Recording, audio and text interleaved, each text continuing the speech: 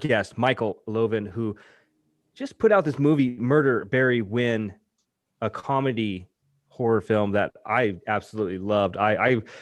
As we do the show and we get these great movies that come our way, and if you would have asked me a couple years ago if I liked horror comedies or whatnot, I would probably say no. But every single one that we bring on has been excellent, and this one does not shortchange you. I loved it. Michael, congratulations on the movie. Absolutely loved it. Lots of laughs, really good storyline. Yeah, man. How are you tonight? Thank you. I'm doing wonderful. Really happy to be here. I have actually caught where the scary things are before. So this Oh, is my wow. first foray into you. I'm kind of a horror junkie, so it's an honor to weave into the communities with which I am already familiar and already love. So glad to be here. Excellent, excellent. We're happy to have you here. So yeah, let's jump right into it. So, how did this come to fruition, man? This is a great story. I thought it was a lot of fun. Really, a lot of different elements to it. But yeah, where did this come from? Yeah. So there's probably like 1,000 ways I could answer this question, but something I've been thinking about recently is you know I I liken this film to like a dark comedic thriller, and that comes from when I was a child. My father like exclusively watched screwball comedies, and my mother watched like thrillers, like only. And like there, as you can imagine, like it's impossible to please both of them. Um, and I wanted to make something that would really appeal to both, my mother and my father, something that would have, made them laugh and made them stressed in turn. And I think that that's, the heart of the answer. A more practical, approach to answering that question is 2017. I'm like, I really want to make a movie. When the hell is that going to happen? And I went to Fantastic Fest in September of that year, and I was like, you know what? There's so many wonderful visions out there. I just need to do it. And so I got to writing a screenplay, and then I liked it, and I wrote it, and then I rewrote it, and I rewrote it 12 times. And I was just gonna film it in the middle of the woods for $20 with an iPhone. And then on a whim, I reached out to Craig Kakowski, who plays Victor Von Stubbs in the film, and I sent him my screenplay, and I didn't think I'd hear back. And I was like, "You can have any role you want if you want to be a part of my little production." And he said yes, and that kind of forced me to get my ass into gear, Hmm. I guess, because until then, it wasn't going to be anything that I believed in truly. And then I wound up investing my entire, heart and soul and finances into it. And here we are 3 years later with a film that is actually out and not living on my computer anymore. Well, that's an accomplishment that not many people get to do, and when it's success, like a really entertaining and a funny movie. I mean, you should be very proud of yourself, man. We're pretty critical of some movies behind the scenes, but we all really enjoyed it a lot. So well done. I got to talk to you about the cast. You mentioned, Craig there, Stubbs, and Adam, Chris, and Barrett. Great camaraderie. They were funny from the get. How did you get the cast together? So it started with Craig, who I had met at a few improv festivals through my wife, who was a driver for them at the time, and from there, the pieces fell into place pretty easily. Eric Lane, who plays Adam, was the first person I met at UCLA when I went to theater school there. And we've been in contact since we graduated. We're pretty good friends. And I sent him the script. He was in immediately. And then the Henry Alexander Kelly, who plays Barrett, he was a backstage.com audition. One of those auditions where once I saw his take on Barrett, I couldn't imagine the character any other way. So I reached out to him and I'm like, hey, do you want the role? And he thought that was sketchy. Mhm. This he's just barely posted the video online. And then this, white guy contacts him in the middle of nowhere. And he's like, you want a role? You want to come up to my house and go to the middle of the woods and film this movie? I convinced him it was legit by actually sending him a contract. And then as for Mikeland, Walker, and Brian Slayton, they were the last two pieces of the puzzle, and they came recommendations to me from a casting agent friend, also from UCLA. And that chemistry, that's really all on them. We did have rehearsals before every single scene. I made sure that we had time to make sure everyone knew where they were at in terms of the character arc, but their connection was all them from the first table reading until the very end of the shoot until today. They're all friends now. They're buddies, especially the three main people. They just had that natural connection, and it's not something that you always get when you're casting. You don't know that that's going to happen, and really just lucked out.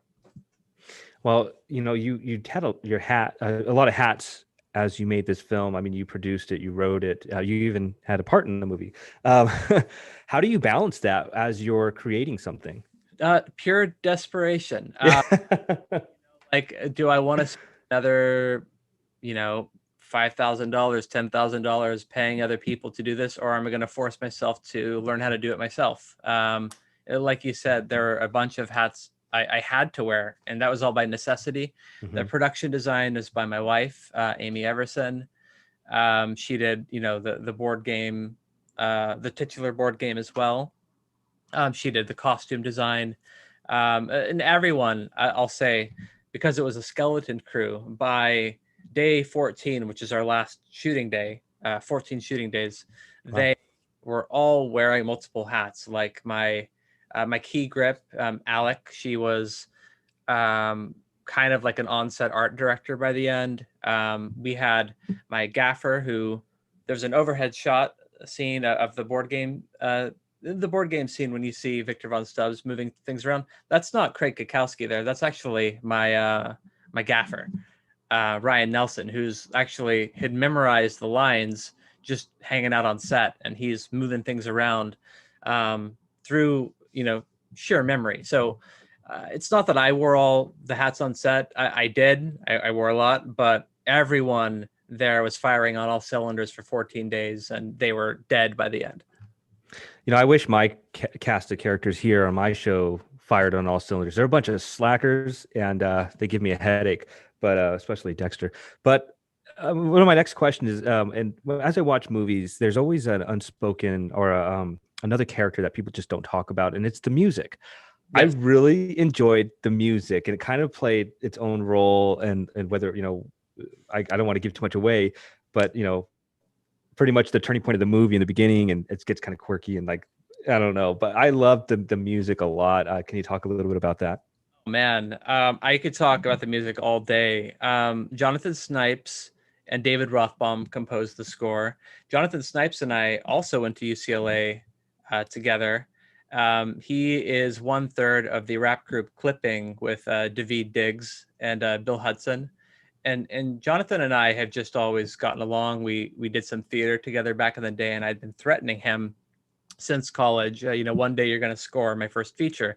Mm-hmm. And sure enough, I came to collect after he was really famous within the experimental rap scene.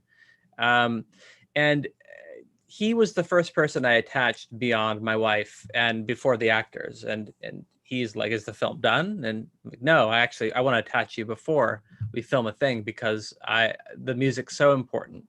Mm-hmm. And I want music that is melodic, but also works thematically to where you could understand the story if you only paid attention to the music. Mm-hmm. And you really see this is true in that the film score is primarily composed of a woodwind trio, 3 woodwind instruments that are playing songs that are meant for an orchestra, but they don't have no orchestra to back them up. It's like 3 guys that want to do something bigger than what life has provided for them. So it's constantly these 3 wailing instruments that are trying to sound big and perfect, but by themselves they're so naked and it sounds unusual. And coupled with percussion that's driven by actual board game sounds, there are like boggle pops and the sounds of cards being shuffled that's all in there backing up the score itself. So Jonathan and David really went like all the way in and put all their chips in into the basket with producing the score. You know, I'm glad I asked. That was one of the best responses. I know I talk about musical. I just love when I think it adds an element to scary movies, especially really scary movies. You know, when you get that ambience or that music in the background. And this one, you know, obviously the movie's not a scary movie, but it adds another element, and I loved it. So it was a really great answer. Before I let you go, I have one more question. Games. Do you have any favorite games? Muse, I'm sorry if you're going to ask this. This is totally a question you would ask, but I don't care. Yes. Yeah. That's okay though. I was prepared. Do you have any games that you like, Michael? To be honest, my favorite game is Pandemic, and too soon? Nah.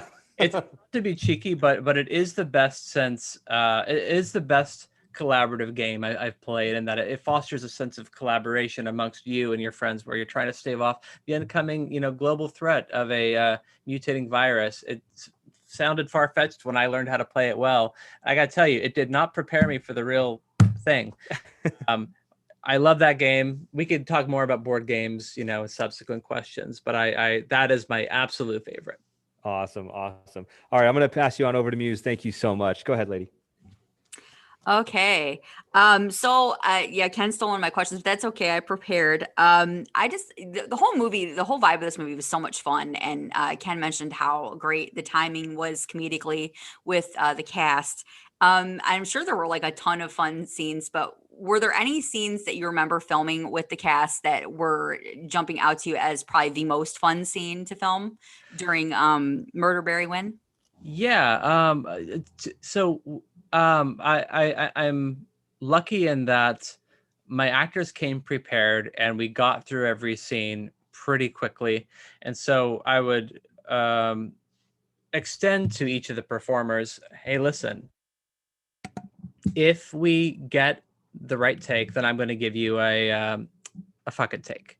You can do whatever you want. You can move outside the lines. You don't have to hit your exact marking there. My director of photography is not going to yell at you, and you can just do whatever you want. So, creatively interpret this moment that we've just filmed any way you like. And so we really got to do that all the time. I found that the actors really came like over prepared because they wanted to get to their fucking takes. And once we had established that is a thing that we do, every take became really fun, and it gave you something to look forward to. Even a shot that's as simple as like someone picks up a cheese grater, that became really fun. We would look forward to like, okay, well, what's the extended universe version of what we've just filmed? But that said, the scene where the shit hits the fan, where everything goes wild for the first time, when they're all going nuts, that was the most fun day on set, because you had actors that usually, if you have actors, yelling a lot, they're going to be really drained by the end of the day. But I think there's just something to the camaraderie in them where it was almost like a challenge, where they would keep trying to escalate each other in terms of performances, yelling at each other, trying to make each other laugh. And I had the best time filming that one in particular. And many of those shots, not all of them, but many of them are from the actual fucking takes. Oh, I'll tell you what, it was hilarious. I said, this is what our, me, Ken, and Omar and Chris would be like if we accidentally murdered somebody. This is us. Like, I don't know who would have cut somebody's foot off first, but it would have been one of us for sure. I could just see Ken going, "What the fuck are you doing?" So I loved it. It's fun. It's fun to find out. I find there's no one that's really on, Team Barrett and Team Adam and Team Chris. People kind of fall into categories. Did you amongst yourselves find that there was like a place where you all fit?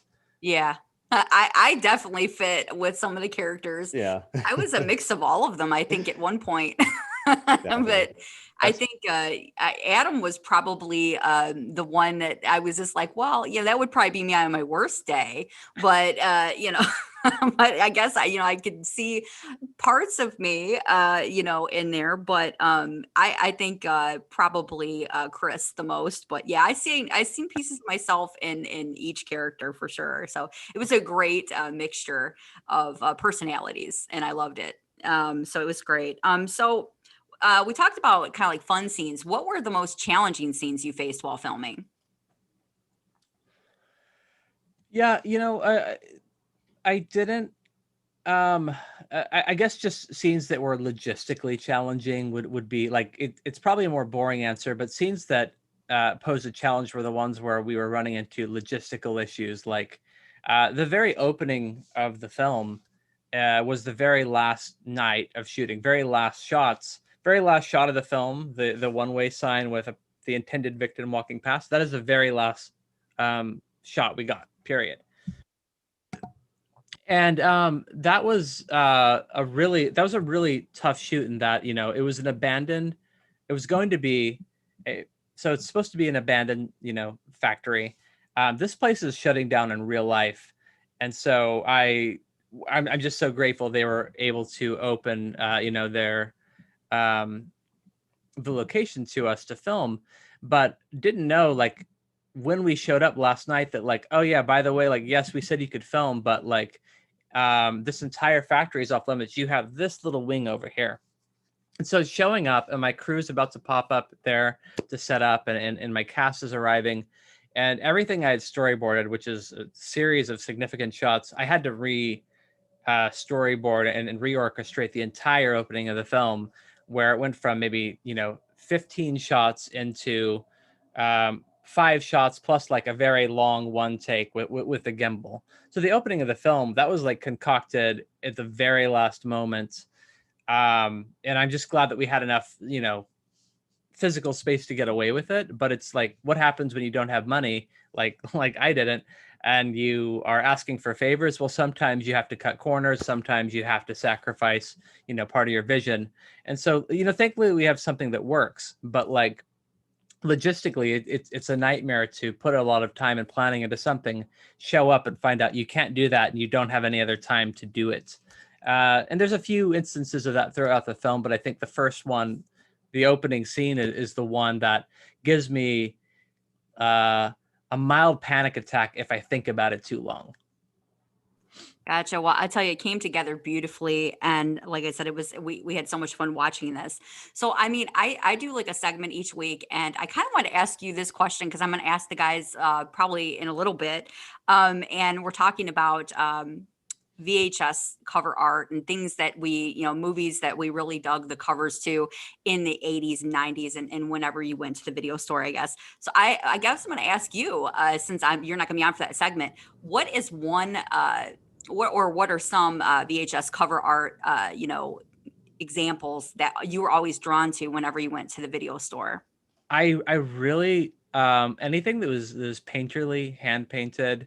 Yeah. I always loved, anything with a good Freddy Krueger on it, especially I think part 5. But The Gate part 2 sticks out in my mind. I really love that one. And I don't know, like the ones with like, live photography on it are wonderful.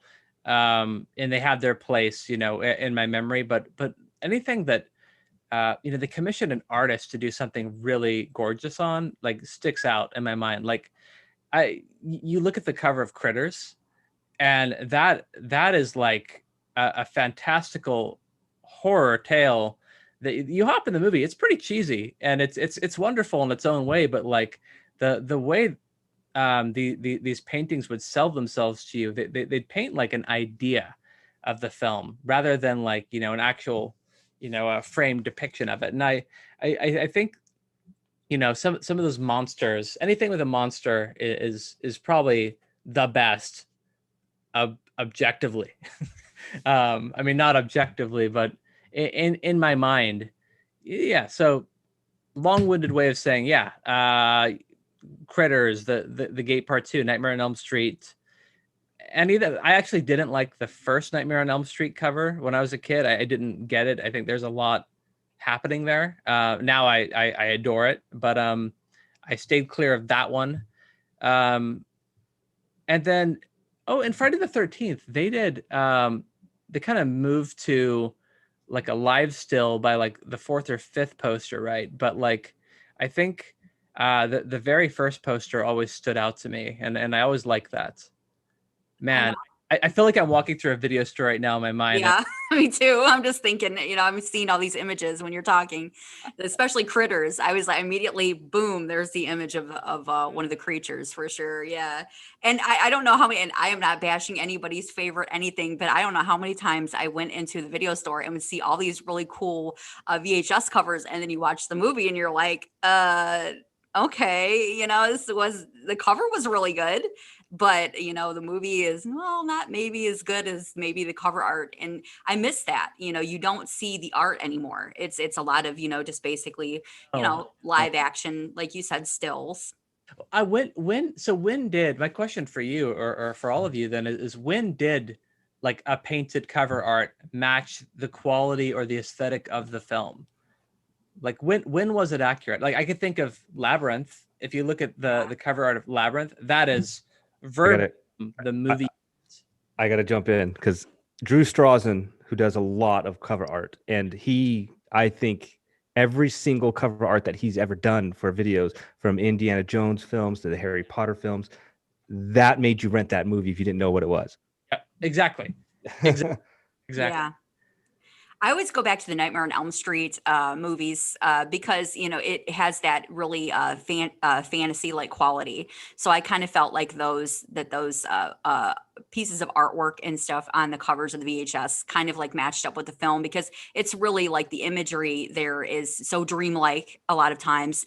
And so you did kind of get the sense that this was what you're going to be watching. And I wasn't disappointed. I was here. I'd seen a documentary that they actually commissioned the same artist to do all of the covers for same cover art for the Nightmare on Elm Street movies. So that was pretty interesting. But that would probably be my pick. Would be the Nightmare on Elm Street. I mean, they're wonderful. I just thought of one more. The Company of Wolves. Oh, that's a good one. Yes, and I've never seen that. That's one werewolf movie I've never seen. Finally, 2 years ago, I finally got the courage to watch it.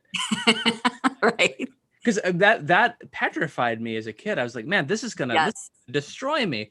I gotta see it when I'm a grown up. I finally did. I kind of wish I never had. And like it's totally good, but it's what's that? Oh, green slime. Look at that.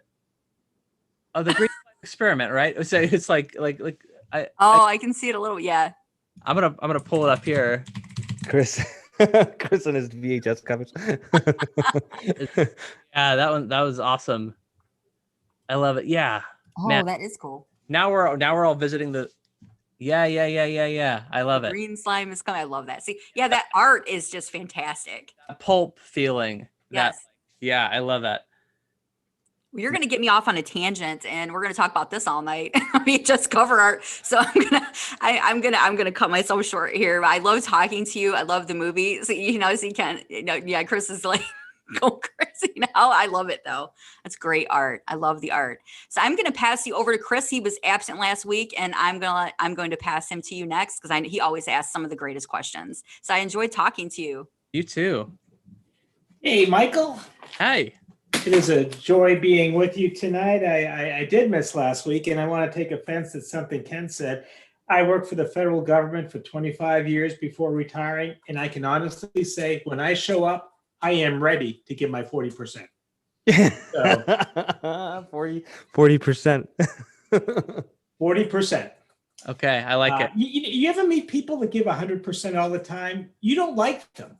They're dangerous. You stay away from them. Yeah, they got your day planned out as well as theirs.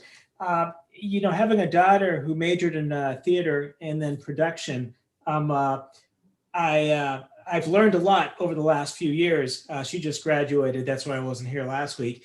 The use of props. I've never seen a better coordinated use of props. And so many of them. I'm not even going to try to hazard a guess. Forget the bear trap and the machete. By the way, there has never been a bad movie that has utilized a bear trap. It just doesn't happen. But the game pieces, the cards, the boxed games, you looked at some of those. I don't even know if they're real games, but I wanted to play them. That had to be a continuity nightmare for whoever kept track of them. And every day there were probably more, and somebody was probably saying, probably you, how are we going to keep track of these things? Was that something that just you guys did naturally, or was this almost a nightmare for you guys? I went in prepared knowing this is, I'm going to give myself some headaches during this production. I told myself, I don't want to just make a film about the board game world. I want to make a world where all the board games are something that you can't find on actual stores. Because I want this to be a cohesive world that I created. So every single board game is fictional. Mummy Picnic, Penguin Conquest, Kill Their Dreams, Columbus Strikes Again, Apex, Murder Wall second edition. There's a lot that you didn't even make the cut. Rock Paper Scorpion, King Owl's Revenge. They're all created art. All of them are created, and I spent a load of money to get these things printed. And I have a lot of them right next to me. Let me know if you want to see any of them.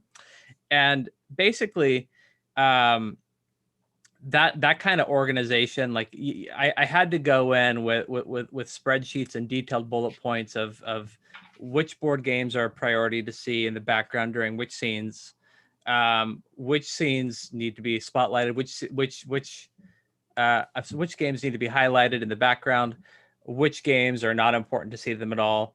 The production design, all those weapons, they came from either being created or handed off from dear friends and family that happen to have those weapons lying around.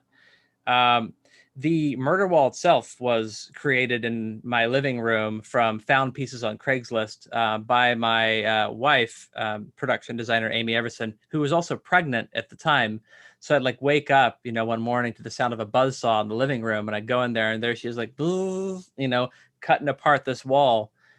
She really cuts her teeth on set design and doing fun things like that. And so everything was just over prepared in advance. And coming from the world of theater, as your daughter has studied, I think it's so important to emphasize not just the cinematography, but what's going to be in front of the camera, the cinematography, what's going to be behind the actors, what are they going to have to play with, what can we give Barrett when he's having a conversation to Chris and Adam, to give him something to do when he's listening to them, and all that's very important. Everything, the sodium hydroxide, the bottle live, that's not, you can't buy that. Amy had to make that specific bottle. And it was just a coordinated, massive creative effort to get there. And then once we're on set, I didn't have time to be creative. It was just more okay, what goes there? Look at my notes. That's not right. Put that there. And, preparing in advance was 99% of the work. It struck me as I was watching this. This is kind of like the psychopathic Clue. There's a little reference to Clue earlier in the movie, but your character, the son of Officer Dan, has a short conversation with Mikeland Walker or Chris, and Chris says it all. It says, because maybe it was Officer Dan who said it, that we can go, we can escape who we are, and Chris corrects him and posturizes that perhaps we can be who we are in this game. And that's really what the movie's about. It takes a very dark tone. We talk about the humor of it. But if you think back at the characters who you liked, who you didn't like, it is a horrific movie at the end. But the board games, indeed, because we say it about athletics all the time, it brings out who you really are. In board games, I think Chris's correction of Officer Dan was very pertinent and maybe the takeaway point of this movie. I'm really glad you brought that up. I haven't seen a lot of attention paid to that conversation beyond, some knucklehead saying like the scene's too long, and I'm like, that's not the point. So I'm glad you noticed that, because that to me is a lot of the heart of the movie is actually in that conversation. Because what is the board, like, I love board games, but if we look at who we are as a people through the lens of what's been popular in the board game scene, like what does it say that we emphasize and worship, the game of Monopoly, which has destroyed, probably every marriage that has ever ever ended, or friendship. What does it say about us that we really place value on games like Risk, which is ultimately about, colonizing, peoples? What does it say that where do we think the origins of Hangman comes from? We don't think, culturally, collectively, like, what does it say about us that we have popularized conquest and colonization? So the games you see in the film itself, Columbus Strikes Again, Penguin Conquest, that's not a far-fetched extension of what we already have on the shelves today. And I do think that, you are not what you play, but what you enjoy playing is a very interesting insight into, how you were socialized and what you think is fun. And this is not to condemn those games. I love those games. I've turned plenty of tables playing Risk, but I think it's worth turning like a critical eye to these things and questioning, the value we place in them. Yeah, Freud might say we can display our id without fear of being judged. I don't know, but I love board games too. When I was growing up, I don't know if you guys played APBA baseball at all, but and it sort of took away a little bit when you brought the computer on it and you played with people who you couldn't see, who were maybe 1,200 miles, 2,000 miles away. It made it kind of less personal and maybe allowed us to be a little bit more sadistic. There's something to say looking somebody in the face from 4 feet away. But Michael, I can go on and on and on, but Omar is sitting there, probably asked all of his questions. Thank you very much, and terrific movie. And kudos to everybody involved. The cast was terrific. We probably didn't talk enough about them, but hopefully one of them will pop up on our show someday. And I'm going to hand you over to Omar. And I can make that happen if you want. Hey, Michael, it's good to actually speak with you in person, or sort of. I'm always fascinated with endings to movies, and obviously we want no spoilers here, especially here. But I'm kind of curious that last ending part where, if you want to call it a joke or whatever, that punctuation at the end, when you said you wrote this over many a time, when did you know that part was going to happen? Early on, or maybe during filming, or when that happened? So when the title finally, this is Untitled, the first 2 drafts, my characters were named A, B, and C. And that was literally them in the draft. That's just how I try to write, very without thinking too much about, whether it's a male or a female. Because at one point I was going to play a character, my best friend was going to play a character, my wife was going to play the Barrett character. But once I stumbled on the name of the game, and hence from there figured out, well, what some of the names of the characters would be, I realized what the movie was. And for my first draft, I realized I wasn't too far off thematically. But the ending really did inform everything that came before in the writing. So every time I was rewriting and combing through the draft, I'd go back to the ending when I was stuck and say, like, well, what's the story we're telling? Because the ending is one of the larger points here. And it was just a matter of moving backwards from there, making sure the ending is a logical extension of everything that came before it. And from draft 1, I wasn't really clear, but once I got to draft 2, draft 3, it got really, really clear. That's the only way I could go, and anything else would be a disservice to the things I wanted to say. Awesome. Like I said, I enjoyed the whole movie, but definitely that ending was just like icing on the cake. There, it was just like, yeah. I gotten some people that are pretty pissed at me for it, so I'm glad, I'm glad it worked for you. I no, but honestly, I could see it that way too. I've been dying. My wife's been very busy. She kind of likes those kind of things. So I'm dying to show it to her and see how she reacts to that ending part. But I can completely see the other side of it. So I also applaud you for taking that risk.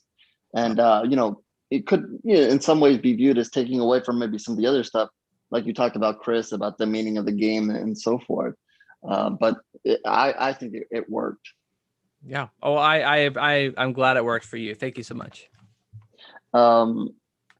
There's also another thing in the movie, and again, I won't get into too much detail, but there's a mention of crowdfunding in here. And I was kind of curious if you did that as well, and if any of that experience that you may have done played into what happens in the movie. Have any of you ever been burned by a crowdfunding campaign where you put money in and then they disappear? Absolutely guilty. It happens. It happened to me. But that wasn't. I'm not bitter towards that system. We live in a unique time wherein crowdfunding presents a dangling carrot in front of people that might not otherwise have the funds, to make their dreams come true. I actually see that system is probably inherently flawed in that, like, yes, it does help fund, a number of dreams. It mostly doesn't. It mostly is a lot of manual labor that goes into running these campaigns, which are a lot of work, when most people don't succeed. That's just the reality. And I thought we need to play in that sandbox with these characters who think that is their way out. That's their golden, that's their goose that'll lay the golden egg that'll get them ahead. I did run one Kickstarter campaign in my life, and that was for post-production on this film. And I told myself, as within the film itself, it's criticized when you run a campaign for something that doesn't exist. I wanted to make sure I had a film actually in the can before I asked for any funding. So I did get, I think it was $11,000 rounded up to pay off, color and sound. But I got to tell you, running a Kickstarter campaign is a significant amount of work, and it's a significant amount of time. And there is some humility, you have to put out there to try and shake people for money.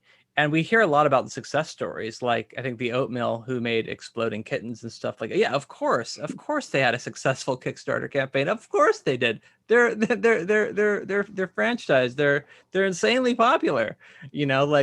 But most people are not popular. I'm grateful that I had 98 backers that supported my project, but man, that entire ecosystem of crowdfunding, it's great in principle, but in practice, I think a lot of tweaks need to be ironed out.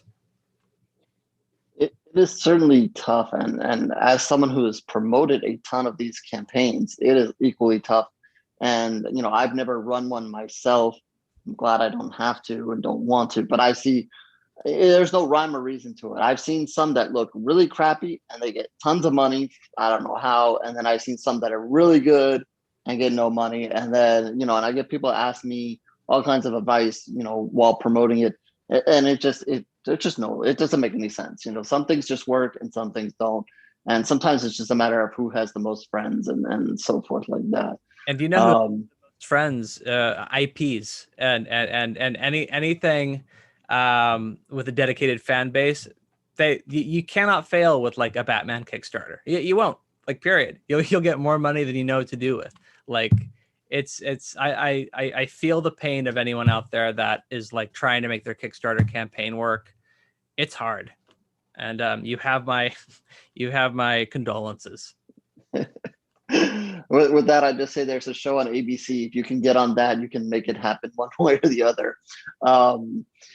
My final question is, you kind of alluded to it earlier, and you kind of pointed it in our direction, but I'm going to turn it around on you. If you were one of those characters in the movie, and when the things go bad there, which one of those characters do you think you would have been as far as handling that situation?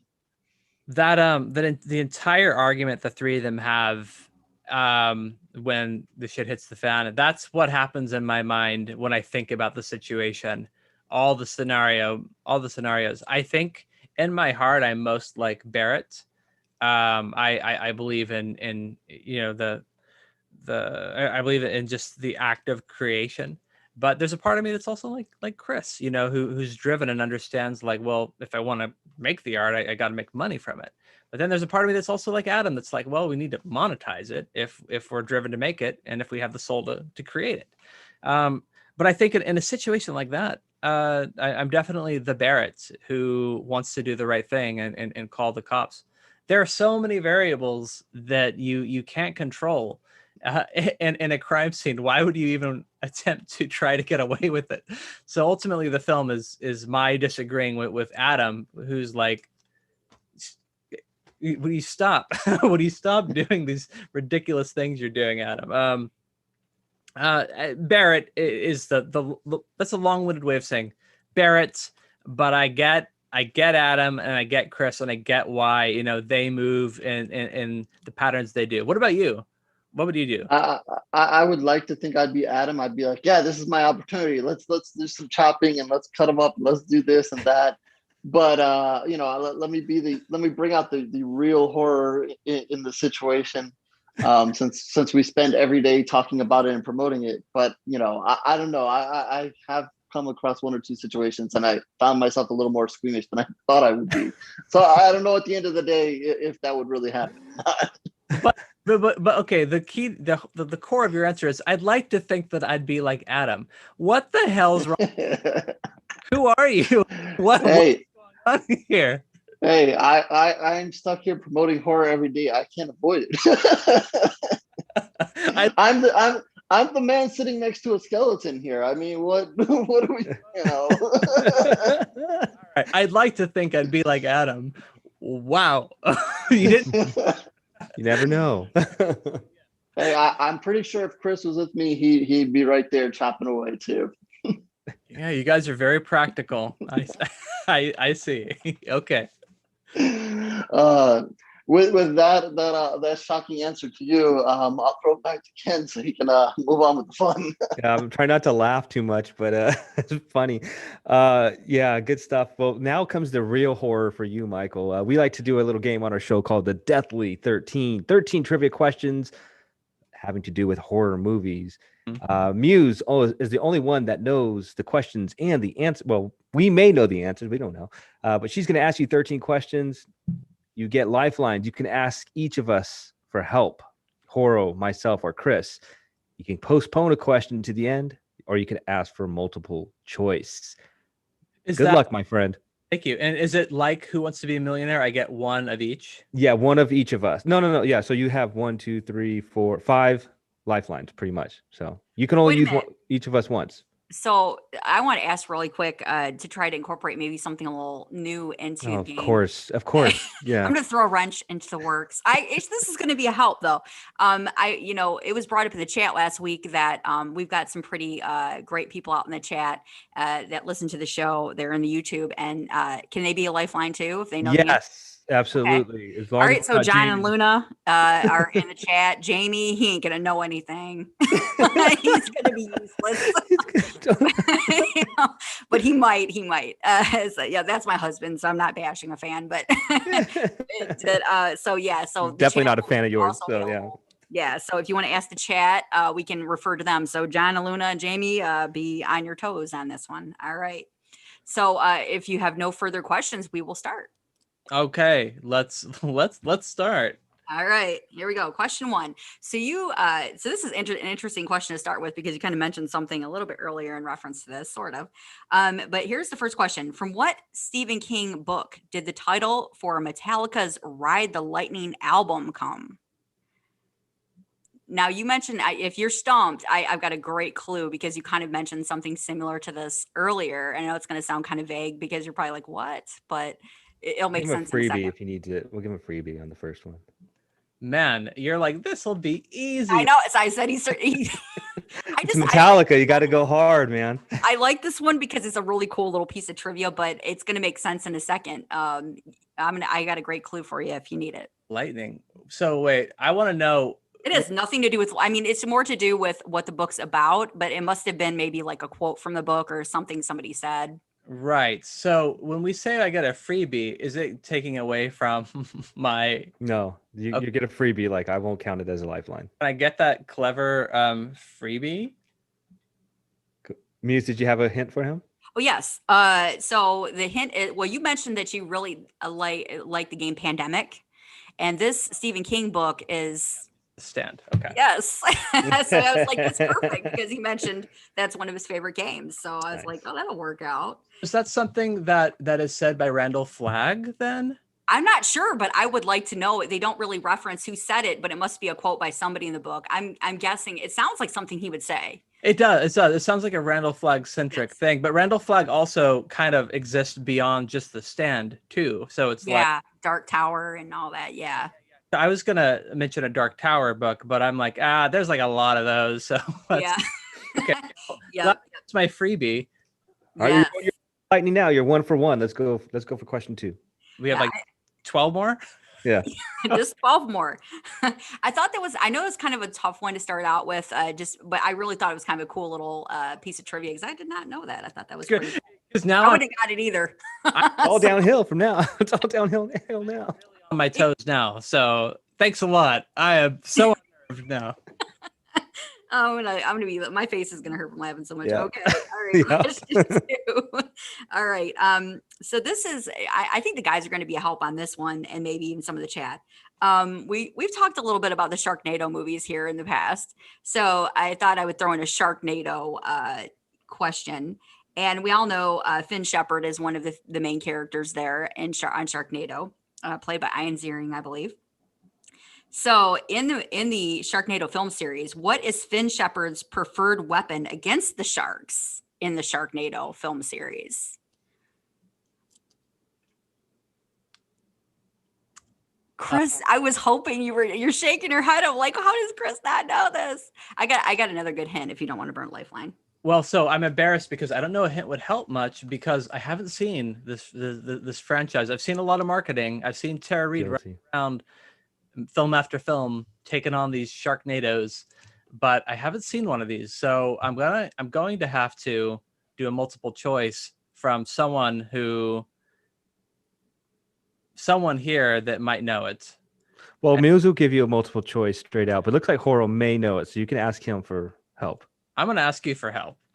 Okay, I'm gonna guess where she's going with this, and it's the chainsaw, which I guess he uses in every one, and I think even at one point he puts it on his arm or something like that. Yes, all right. HorrO comes through the chainsaw. I'm ashamed to say I saw all those movies. Yes.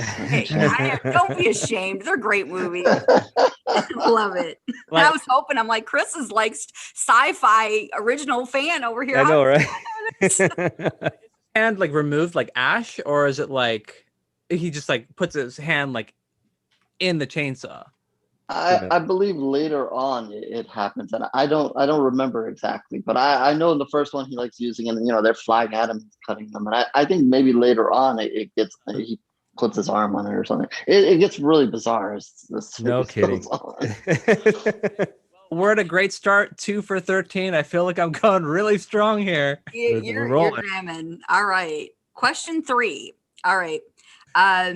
Nicole Kidman starred in which film where she and her children are the ones haunting a family and not the other way around? The Others.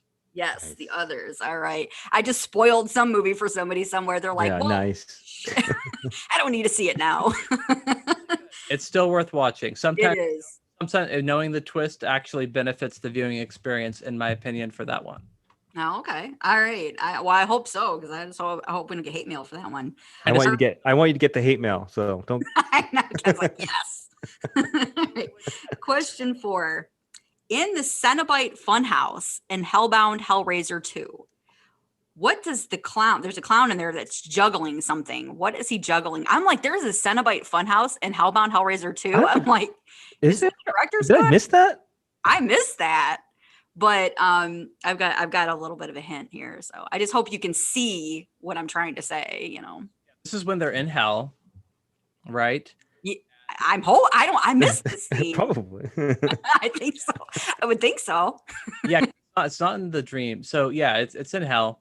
I'm gonna go with, because I don't remember the clown. I don't remember a clown juggling. I am guessing it's something grotesque because the movie is grotesque. Yeah. But I think, I'd be guessing blind. So I'm gonna have to go with the multiple choice. Okay. Multiple choice.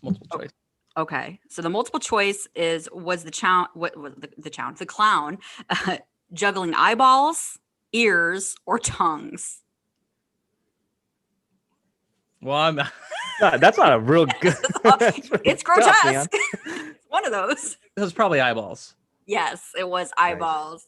So I was trying to drop you a little hint earlier. I was like, I hope you can see what I'm trying to say. It was like really horrible hint. That's clever. Type of cheekiness we're getting into. So I've used 2 lifelines officially. I have.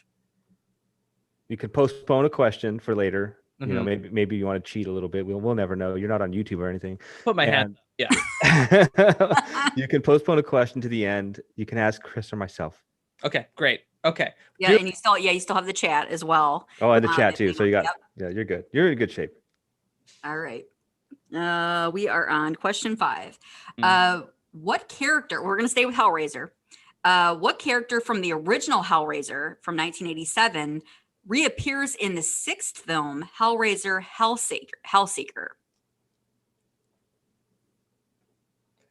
So it's one of the 3. I didn't watch, because Hellseeker was direct to video, right? Yeah. Yep. And let's just say this person was extremely main character. Mm-hmm. Well, I think that who's the main character? So it's one of 2 options in my mind. It's either. Oh man! I wait. I have a question for Muse before you spit out the wrong answer. Mm-hmm. Is it a Cenobite? No. Okay, I know who it is. So it's got to be. Is his name Frank? Yes. No. Think good guy. Think a good person. Oh, a good person? Oh, what's it? Christy? No, Karen. No, what was her name? You're Kirsty, yeah. Kirsty, yeah. Yes. Damn Kirsty, she plays, I believe, the wife of the main character, and she dies in a car accident. I don't even think she's even playing Kirsty. I think she's playing a different character, but she may be playing Kirsty. I can't remember. I'd only seen it one time. So it's kind of like almost like a cameo, I guess you could say. She comes back as a disposable wife? I think so. I think she does. It might be her character, but I mean, she's in the movie for like 5 minutes, and I'm like, I was so excited. And I was like, oh, that's I killed her off. And so that's definitely challenging. I would have bet on Frank, but I was thinking it was Frank. I'm glad you didn't ask me. Woo. Well, right. Okay. All right. Question 6. Where had Fester Adams, Uncle Fester Adams, been lost for 25 years before coming home in the Adams Family from 1991? Where was he lost? This is a pretty frequent place people get lost, planes and such. Bermuda Triangle. Yes, Bermuda Triangle. All right, you're in good shape. All right, question 7. So John is going to be our Ghostbusters expert here in the YouTube chat is John Grant. So I know he's going to know this one if you are kind of go blank on this one. So what form did Gozer the Gozerian take when it reads Ray Stance's mind in Ghostbusters from 1986? Marshmallow Man. Yes, they put Marshmallow Man. I know John's probably screaming. You're like, that's fun. Yeah, I thought it was John immediately when I thought of that question. It's a good All right, scene. so It's a great scene. That's a great scene. Love that scene. Classic. Yeah. All right, staying with Ghostbusters, we're going to go with the sequel now. In Ghostbusters 2, what New York landmark do the Ghostbusters animate to help to fight Vigo the Carpathian? In Ghostbusters 2. Huh. Wait. This is like at the end, it's kind of like another really major scene. Oh, it's the Statue of Liberty. Yes. Yeah, I loved that. Just riding in her crown there. I realize I've only seen it like I only saw parts. I've seen the first one a gazillion times. The second one I like the second one. Yeah. Yeah, I think they're both good. I know that the second one gets a little bit of hate. It definitely is not the first, but it's still fun. Totally good. It's totally good. All right. Yes, definitely. Okay. So question 9. Yep. I was coming up with it. All right. What is the name of the carnivorous plant in Little Shop of Horrors? Audrey too. Yes, Audrey too. All right. All right. You're on fire, man. You're on fire. 9 for 9. Or yeah. Well, 9 questions right so far. One, if Frank got in my way, but Uncle Frank always causing trouble. Okay. he's gross. yes, totally. Gross. Like what is this guy? He's so gross. Right? Yeah. It's like the uncle from hell, literally. Okay. Question 10. At the end of Hostel Part 2, what are the children playing soccer with? Oh, with a head. Yes. And I ruined another ending for somebody. Sort of. Send in the hate mail. Send it in. Yeah, Hostel 2 is like that movie is that movie's so intense. Well, that's probably my favorite of the series. I'm like, we were talking on Twitter a little bit ago about what comfort movies shouldn't be comfort movies, and that is one of mine. Like Hostel Part 2, people are like, "What is wrong with you?" Like, yeah, I love when she's hanging upside down and a scythe cuts her open and she bathes in her blood. Yeah, it's a feel-good movie there. It's warm and fuzzy. Oh my goodness, you can tell why I identify with Adam here. Okay. It's like starting to scare people. Beginning to get it. Yeah, right. All right, question 11.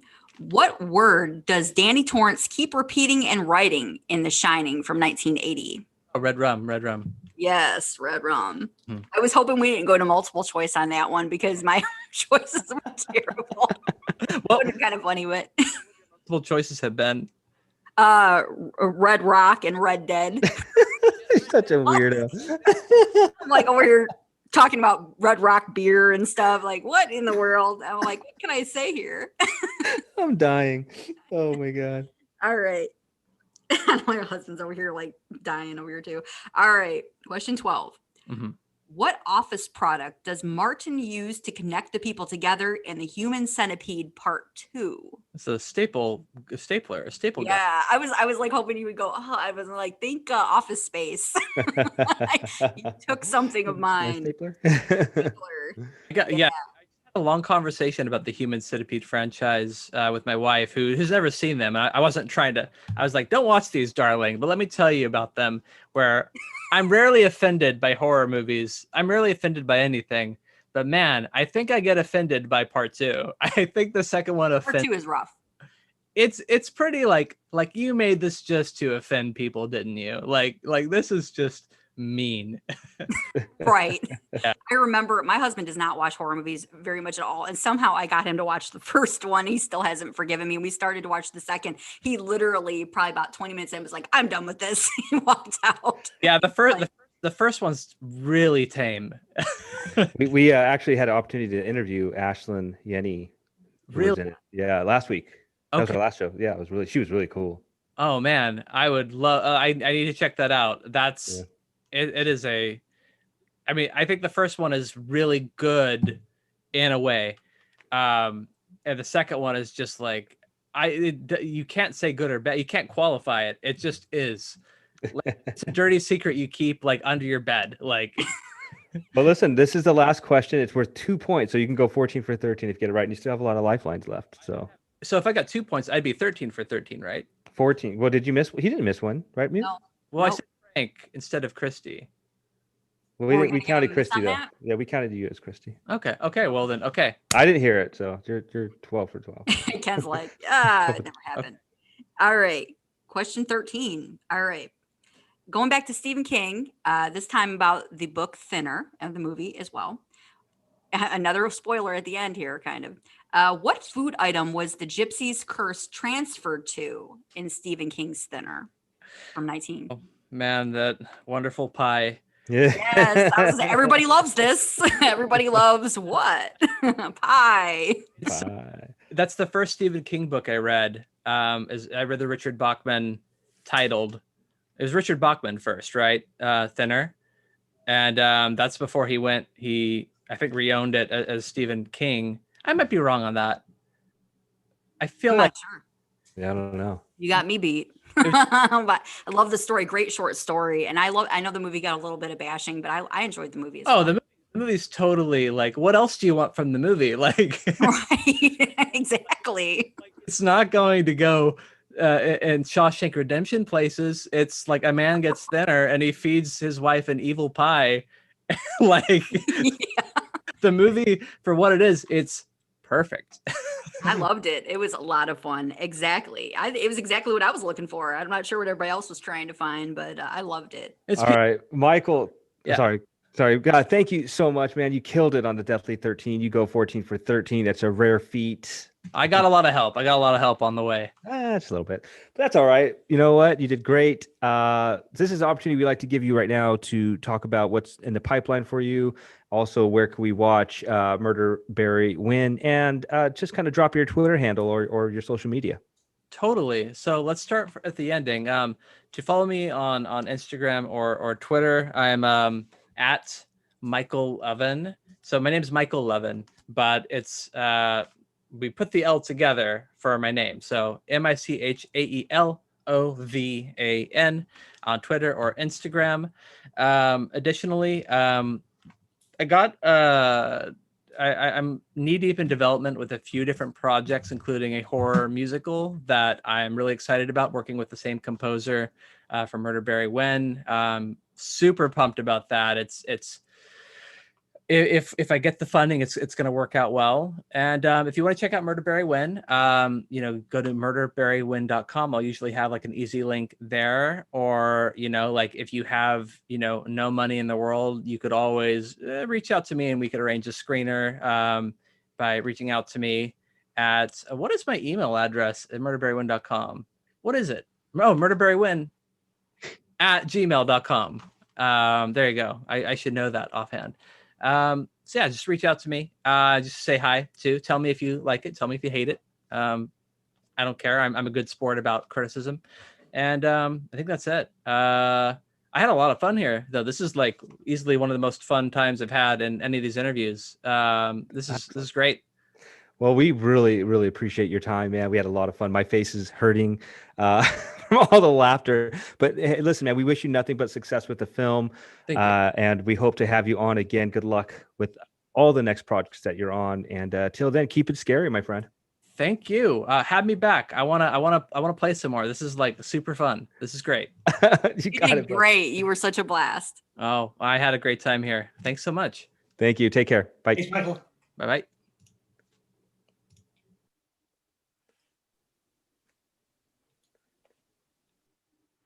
All right, welcome to Where the Scary Things Are. I'm your host, MonsterMash Ken, and with me is my co-host, the Mistress of Darkness, the Queen of Fright, the Lady of the Night, Muse.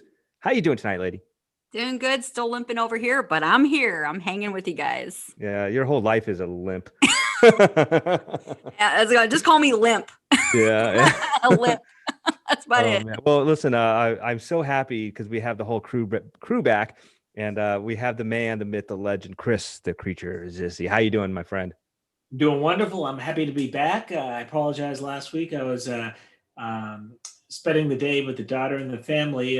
They graduated and they had the ceremony, but I am delighted to be back talking horror. So let's have some fun tonight. Yeah, let's get into it. I wish you could have spoke to what's her name? Yeah, she was hot, man. You would have liked her. Anyway, HorrO and our, I wouldn't say good friend, Dexter. How are you guys doing? Oh, we're good, living life here. I have my thief next to me wearing his Army of the Dead hat because he got to the box before me and he opened it. And then he had to put all his pictures up. But he's excited for the movie, as you can see. He wanted to have his poster too. I told him, let's see the movie first. And if the movie is good, like it looks like, he can come on with his poster maybe next week. I used to watch wrestling all the time, and Batista started in wrestling, and they did this whole gimmick where zombies attacked the wrestling ring. It was so stupid. It's like they are running out of ideas here. Is why I don't. I saw a clip of that. That was interesting. Well, listen, we have a killer show as always planned for you listeners out there. We have the director of an awesome movie called Murder, Barry Wynn, Michael Levin. He joined us earlier today. You can catch that segment later on in the podcast. But it was a lot of fun. He did really, really well on the Deathly 13, and he made us all laugh a lot. So we've been killing it with these interviews. I'm really excited to see what's next for us. If you want to follow us on Facebook, Twitter, and Instagram, it's just where the scary things are, and there we are. Anyway, looking to get right into the show here. I am not drinking a beer today because I have really bad allergies, so I am drinking a bottle of water. But I wanted to ask you guys, do you guys have favorite bottles of water? Because I feel like they all taste different. Like I have like Poland Springs here. That's a New York. Well, I don't know if you guys have that where you guys are at, but this is Kirkland. I think that's Costco. Costco, right. There's all these different bottles of water, and I personally like smart water. I'm not that smart, but when I'm drinking smart water, I feel smart. But I think it tastes good. I don't know if you guys, Chris, do you have any favorite bottles of water? No, Mountain Dew. If you can Mountain drink water, you can drink Mountain Dew. Don't wuss out. Have a Mountain Dew. You'll live plenty. Don't worry about that. Don't worry about the sugar. Don't worry about if you're diabetic. Nectar of the gods, aka Mountain Dew water. Come on. HorrO, what about you, man? You have a favorite bottle of water? Not really. Maybe what comes from the grocery store, maybe what comes from the refrigerator. The refrigerator has its own creation of water. You guys are horrible. Change your diets, man. I'm like Chris. I go with Dr. Pepper, or my wife's obsessed with coffee. So whatever water goes into the coffee, maybe. Coffee water, right. Muse, got to save me here, man. Just make something up. It's Crystal something. I don't know. It's from the Crystal dollar Light? store. I swear to God, it is. It's like this bottled water that we get from the dollar store. It's probably not even like purified water. It's probably just Sugar water. Called the Crystal Sugar water. Whatever. But I'm with Chris on this one too. At the same time, they got Mountain Dew Zero now. There is no excuse to be afraid of the sugar. I mean, it's still good. You guys are killing me, man. You guys are killing me. I love water. I think it's so good. And I haven't drank a soda in a long time. I was almost going to drink one tonight. I had a really bad headache, but I didn't because I'm not weak like you guys. But anyway, I want to get into the movie real quick. Just the concept of the movie. It has to do with the board game, right? And I love playing board games. Like, and I know in the chat we're talking about like Monopoly and stuff, and wars get started or whatever. I am like ruthless in Monopoly. Like, I will watch you trying to count your money, and I know you don't have enough money to pay because I will do whatever it takes to get Boardwalk and Park Place, and it hits. Once it hits once, that's it. You won the game.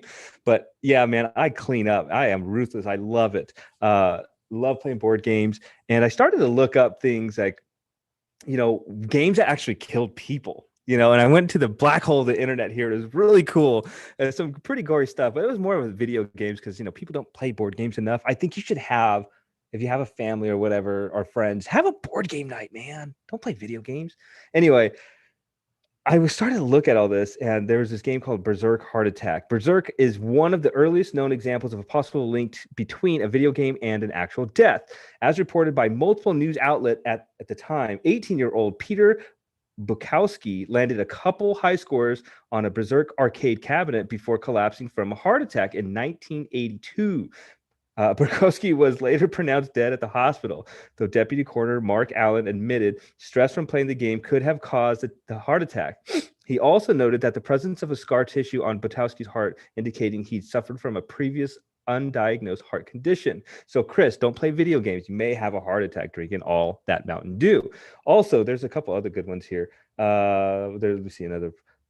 There's all these. Okay, Farmville. You know, you get these ads when everybody's on Facebook, Farmville or whatever. My mom used to play this shit all the time. Anyway, the popular Facebook game Farmville became a focal point of a tragic 2010 case of homicide involving a troubled young mother and her 3-month-old son. Alexander Tobias, 21, at the time of the incident, was playing the social farming game when her son started crying. Tobias confessed that to try to quiet the baby, she shook him at least 3 times. One of those times occurred when she was at the computer playing Farmville, and she said she may have knocked the baby's head against the computer. After the baby became unresponsive, she called the father and then the paramedics. The baby was taken to the hospital with a broken leg and head trauma. The next day, the child was pronounced dead from abusive head trauma. The trial revealed that Tobias had a tumultuous relationship with the baby's father. At one point, things got so intense that both were booked for domestic violence a few weeks before the incident. Tobias also had a traumatic past, having found her mother dead in 2008. Despite these circumstances, the judge gave her maximum sentence allowed to by plea, 50 years in prison. So one more, World of Warcraft. Everybody's played World of Warcraft at one point in their lives. Child neglect and murder. MMORPGs such as the World of Warcraft have reputation of attracting individuals with addictive or compulsive behaviors. The cycle of loot drops, grinds, and social element of these games builds a compelling case to keep playing. Usually, this is no more than a matter of a lost sleep before a workday. Unfortunately, it has also had deadly consequences. In 2006, Rebecca Colleen Christie played a marathon 15-hour session of World of Warcraft. In another room, her dehydrated and undernourished daughter, Brandy, starved to death. The girl's father, Brian Wolf, had been away for 9 days, although later investigation revealed he was aware of his wife's inability to take care of their daughter. Christie and Wolf divorced after the child's death in 2009. Christie was convicted on charges of the second-degree murder and child abandonment in 2011. Christie was sentenced to 25 years in prison. The father pleaded guilty to child abuse and was sentenced to 3 years in prison. So, that being said, don't play video games and neglect your kids or have a heart attack. You know, games kill. Get out and communicate with each other. Play a board game. At least you can kill the person across from you, like HorrO was talking about, cutting people's legs off or whatever. Anyway, those are my that's my fear of the water of the week, I guess, and the black hole of the internet. Anyway, Muse, let's get into this. Wait. Before I move on, Muse, I gotta ask you, have you ever gotten so mad playing a board game before? We kind of talked about it in the chat for a second. My husband and I were playing Battleship, and I beat him like 3 straight times. And he figured there's just no way she can beat me 3 times. So basically, I do not cheat at games, and I really don't understand why people do. And so I was absolutely enraged. So we got into the biggest argument, and I flipped the game everywhere. I mean, pieces went flying. Those little pegs were everywhere. I mean, I was so mad. I took the board, they fold, they open when hinges. I snapped the board in half. I was like, we'll never play this game again. It was just just crazy. But because he literally was like, I want to sit where you're sitting to see if you can see over the board. And I was like, have you not seen how short I am? There is no way I can see over to your side. It was horrible. But yeah, we were picking up those pegs like a year later. We were still finding them. It was just the pieces went everywhere. It was, yeah. So yeah, I definitely that was probably the one time I really got angry. Well, you have anger issues, dude. Yeah. See, I never lose, so I don't know what that's like. I always win. I was winning that day, and he just was like, "There's just no way." I'm like, "Just deal with it. You're losing." Except for Moncala, somebody taught me how to play Moncala the day, and they kept winning, and I kind of threw a fit. I'm not gonna lie, but they were probably cheating. So. Oh my goodness. All right, so let's get into the Sinister Six. I'm really excited for this segment here because you gave me, you sent me the list, and I'm excited. So let's do it. Yeah, I'm excited to hear you guys' answers too. There's so many to choose from. But yeah, we touched on it in the interview. If you're listening later, and we asked our guest Michael Loven what some of his favorites were. But I thought it would be fun to compile a Sinister Six list of some of my favorite VHS covers.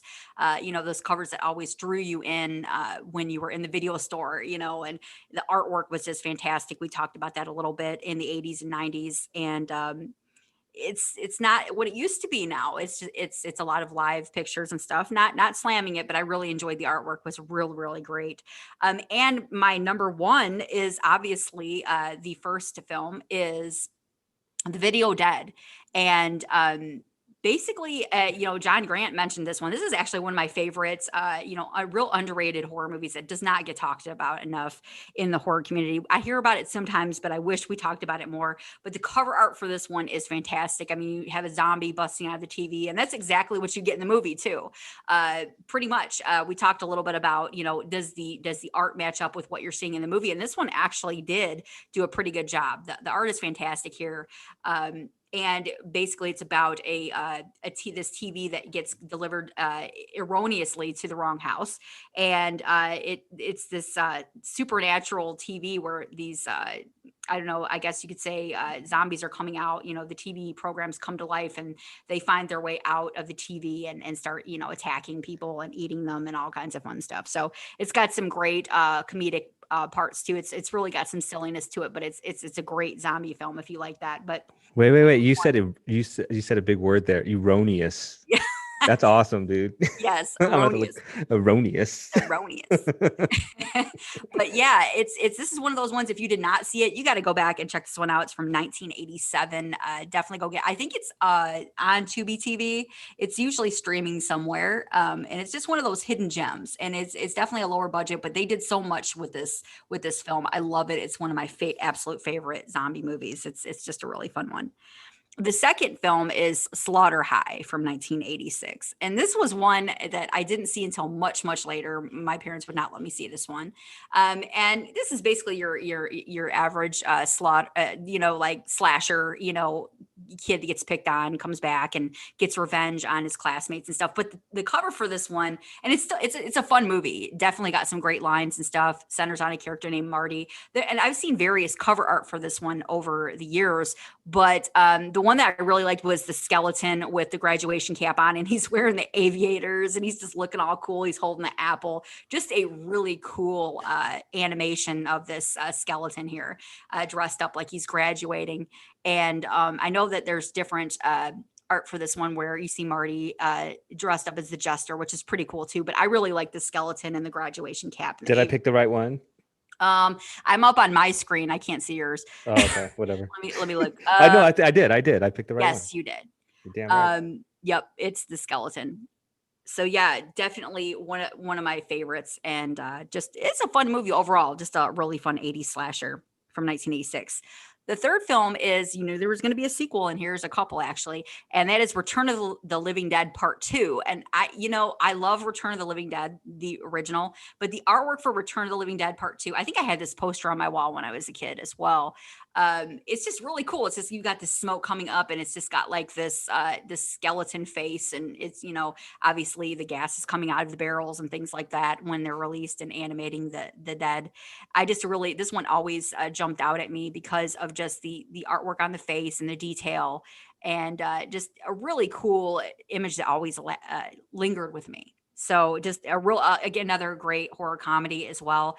I love, and don't kill me, but I think I like Return of the Living Dead Part 2 better than Return of the Living Dead. Ooh. I do. I know that. Send the hate mail, Muse at wherethescarythingsaре.com. And I love Return of the Living Dead. I love it. But there was something about Return of the Living Dead Part 2. I just had me laughing so hard.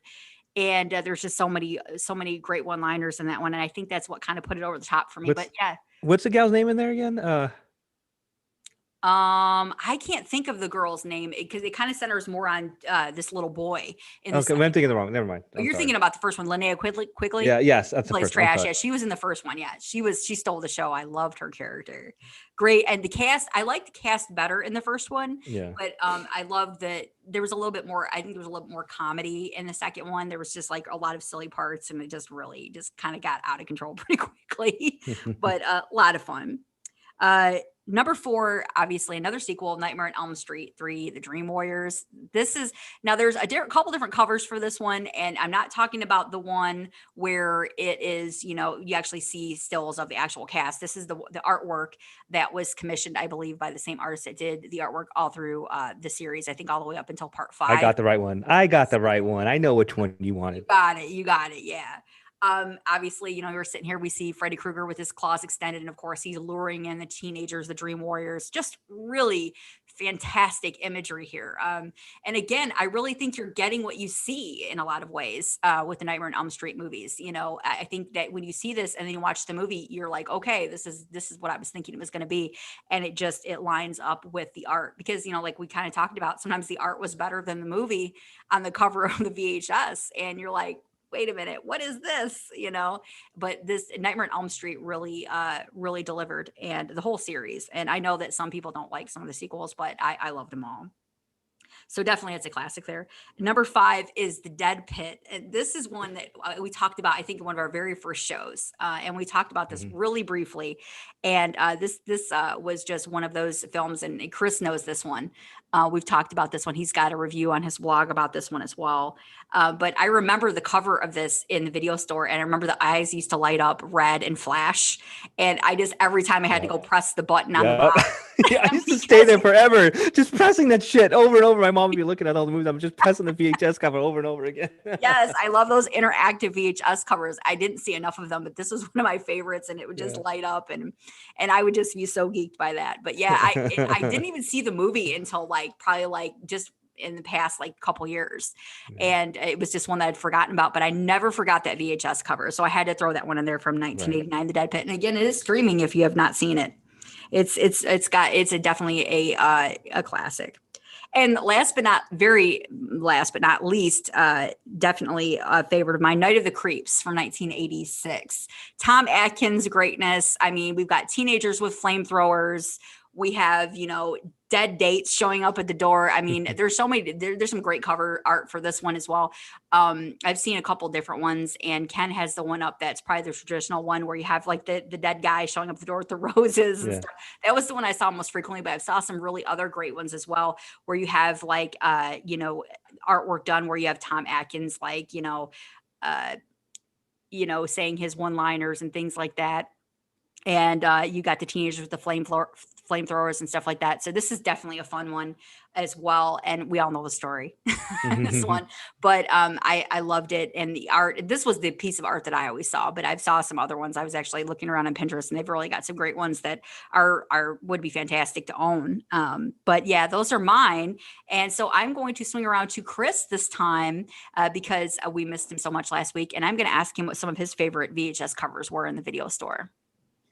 I think the line from Night of the Creeps is, ladies, I got some good news and bad news. Your dates are here. Bad news, they're all dead. Yes. Thrill me, baby. Thrill me. Thrill me. Yeah.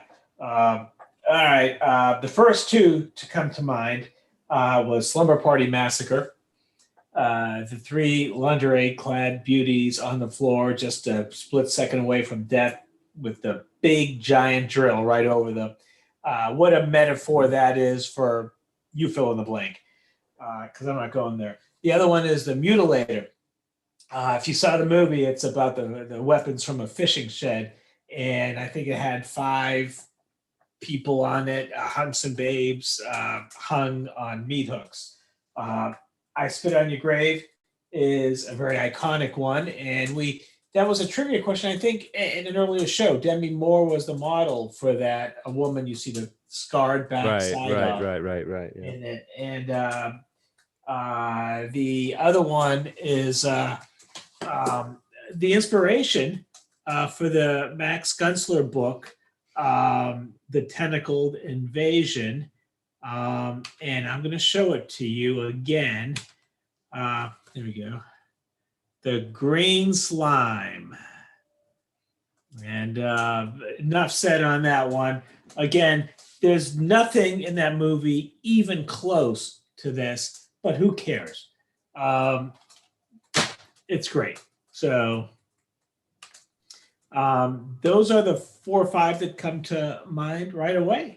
I love it. I love the artwork there for the green slime. That's fantastic. I agree on Slumber Party Massacre. I remember going, this is going to be one wild movie right here. Even the sequel was great as well.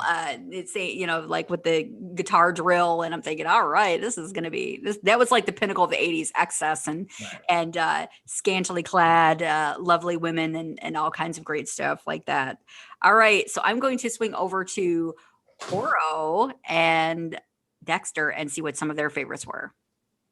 All right. Well, this is not my area of expertise here, and these versus Dexter, but I guess the easiest one to start with is Nightmare on Elm Street, because I love it, and I never forget that cover, so that always sticks in my mind.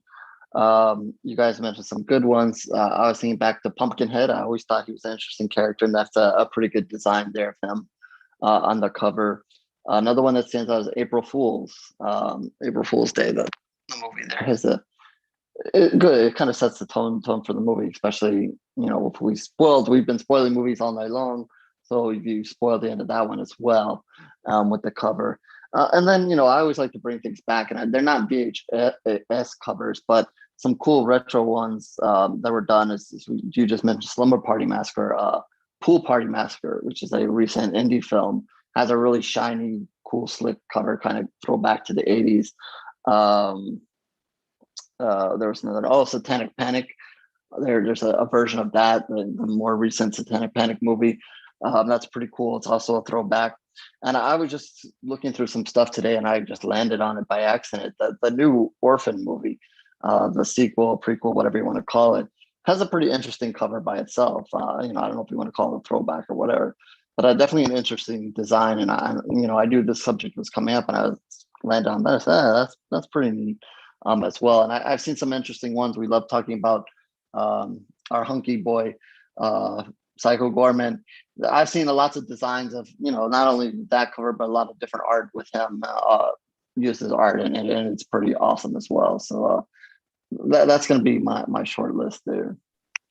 You mentioned Pumpkinhead, and I almost said that one. That was definitely on my honorable mention. So that was a poster I wanted when I was a kid too. I remember seeing it in the video store, and sometimes the video store would give away and sell the posters and stuff once they were done with them. And I was like, I want that one because the artwork was so good. So all right, we are definitely been anticipating Ken's answer. Yes, Pumpkinhead, definitely 100%. I agree with that one. But before I go, I just got to say a couple things here. John Grant on the chat says, first horror movie VHS ever made, Alien, 1979. Last horror VHS ever made, Saw 2, 2005. That's pretty cool. I also asked which ones did the chat room like. We've got some pretty good ones here. Let's see. Evil Dead 2. I also agree, John, with the skeleton in the eyes. I mentioned that earlier. That was one of the coolest posters, VHS covers ever. I loved it. It was scary. Also had nothing to do with the movie, but I loved it. Let's see. We've got Luna. She's got The Labyrinth and Legend. Ooh, I love that. I love Legend with the darkness with Tim Curry's character there. And she puts Indiana Jones, and no, it's not a horror movie, and Back to the Future, but yeah, definitely great covers. Let me see if there's anything else. Fright Night, 1984. Yes, this is some fun trivia here. Fright Night 1984 in Australia was released in a coffin-shaped VHS box. Nowhere else has changed the shape of the box apart from that. Nice, John. Showing off, man. Okay, for mine, I have a lot, so sit back and relax. One I got to just say, 2 iconic films, 2 of the best horror films ever made. The Exorcist, with the silhouette, the guy standing in the light, and it was horrifying. It was terrifying because we watched the movie, what shit's going down. So that Jaws, man, with the shark and the gal swimming up there, it just says Jaws, like awesome. Okay, 2. Army of Darkness. Army of Darkness. You got to put that in there with Ash with the chainsaw hand and all the shit going on behind him. Awesome. Faces of Death. I know, HorrO, you mentioned, last week they're going to remake it, but all of the Faces of Death, you weren't allowed to rent these because they were in the 18 plus section, and you don't know what was going to happen. Like, you just had the skull and all this shit. And the fact that they were in the 18 and over section, it just made it even more compelling to rent. And I had to wait till I was older, and I watched them, and it scarred me for life. And then HorrO ruined it for me and told me that it wasn't real.